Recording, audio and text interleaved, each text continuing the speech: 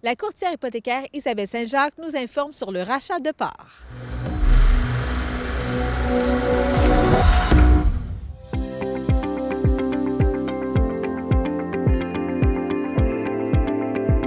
Bonjour, ici Isabelle Saint-Jacques, courtier hypothécaire. Bienvenue à votre capsule finance de la semaine. Aujourd'hui, je vais vous parler du rachat de parts. Qu'est-ce qu'un rachat de parts? Donc, malheureusement, dans nos années d'aujourd'hui, on voit assez fréquemment des séparations. Donc, le rachat de parts sert à aller racheter la part d'un conjoint. Donc, son nom le dit. Donc, advenant le cas, je vais prendre dans l'exemple Madame et Monsieur ont une propriété ensemble. Malheureusement, séparation il y a. Madame désire garder la maison, mais à ce moment-là, Madame doit racheter les parts de Monsieur.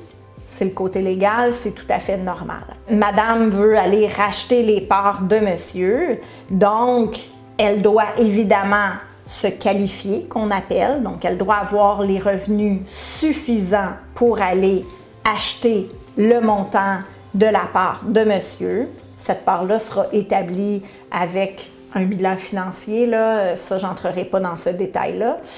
Et ce que ça permet dans ce cas-là, c'est quand votre prêt est assuré, ça vous permet d'aller remonter jusqu'à un ratio de 95 % de la valeur de la maison. Je prends l'exemple, la maison vaut 100 000, ce qui est totalement irréaliste, je le sais. La maison vaut 100 000, vous avez le droit d'aller remonter jusqu'à 95 000 du montant. Donc, je prends encore des chiffres pour vous donner des exemples. La maison vaut 100 000, il y a une hypothèque actuelle de 50 000, donc le gain, il y a un 50 000 de capital propre. 25 000 va à monsieur, 25 000 va à madame. Logiquement, si c'est 50-50 du pourcentage de part dans l'immeuble, à ce moment-là, madame doit assumer l'hypothèque restante de 50 000, donner 25 000 à monsieur. Donc, on est rendu à 75 000, mais on peut aller remonter jusqu'à 95 000, donc 95 % de la valeur de la maison.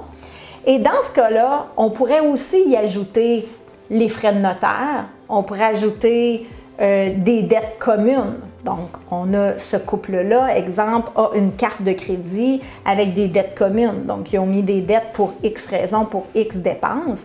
Donc, on pourrait aussi aller emprunter un montant supplémentaire pour aller acquitter des dettes communes, peut-être certaines petites dettes personnelles, donc bref. L'important à retenir, c'est qu'on peut remonter jusqu'à 95 % de la valeur de la maison, ce qui, en temps normal, quand on fait un refinancement, on peut aller à 80 % de la valeur de la maison. Dans le cas d'un rachat de parts, ce programme-là nous permet d'aller remonter plus haut dans les ratios et nous permettre de racheter probablement la part d'un conjoint pour pouvoir garder notre propriété et d'éviter un déménagement, souvent aussi de ne pas déménager des enfants, etc., etc.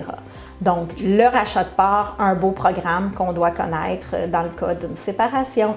Si vous avez besoin de plus d'informations, consultez un courtier hypothécaire.